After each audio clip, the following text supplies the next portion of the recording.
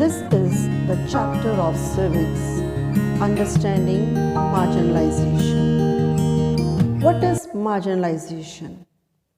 See, this is the page of your copy.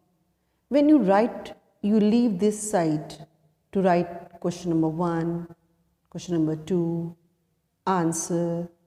So you leave this space and you write here, this is called margin. So when we talk about social environment, that is society, then there are certain people or particular social group who live on the margin rather than in the mainstream of the society. This is called marginalization. A marginalized section of the society does not get proper opportunity of socio-economic development. They belong to different culture, they speak different language, they follow different customs, they are from different religion from the majority community. And majority community have all these things. Let's learn about the Adivasis, problems faced by the tribals, development and upliftment of Adivasis. The Adivasis, original inhabitants, is collective name used for the many tribal peoples of India, and these tribal communities or the tribes are recognized as scheduled tribes by the Constitution of India. There are over 50 million Adivasis. They comprise 8% of India's population. They are scattered across the states of Chhattisgarh, Jharkhand, Madhya Pradesh, Odisha, Gujarat, Maharashtra, Rajasthan, Andhra Pradesh, West Bengal, and in northeastern states, the Seven Sisters. Adivasis have a very simple style of living. There is no caste distinction as it is seen in other sections of the society. The Adivasis or the tribals were considered as a clan of backward, uneducated and uncivilized people. But dear students, this is not true, as nowadays, due to their hard work and dedication, many of them have reached great heights and become successful in their life. Problems faced by the tribals.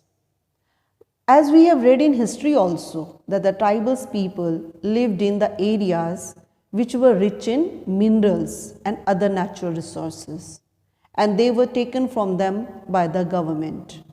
They were evicted from forests, which were later transformed into national parks and wildlife sanctuaries. So tribal had to move to cities in search of jobs. There they got very low wages in local industries, and this led to poverty among tribal people. Now the last topic of this video, which is development and upliftment of Adivasis.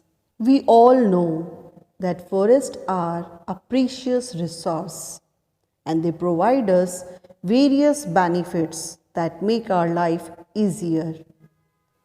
The Adivasis lived in these forests and the other sections of the society were dependent on the Adivasis for the forest resource. Isn't it ironic that today they are considered a marginalized? Our Indian Constitution has provided many provisions for the scheduled tribes to safeguard their rights and to upgrade their position in the society.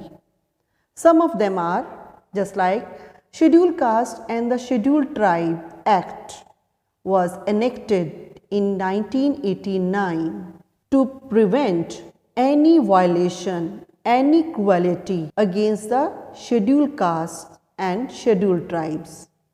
Next, seats have been reserved for the scheduled tribes in many educational institutions, government jobs, and government organizations.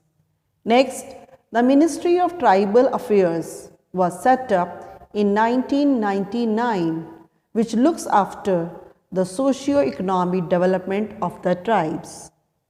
Many welfare schemes have been introduced to reduce the backwardness and increase literacy rates among tribes.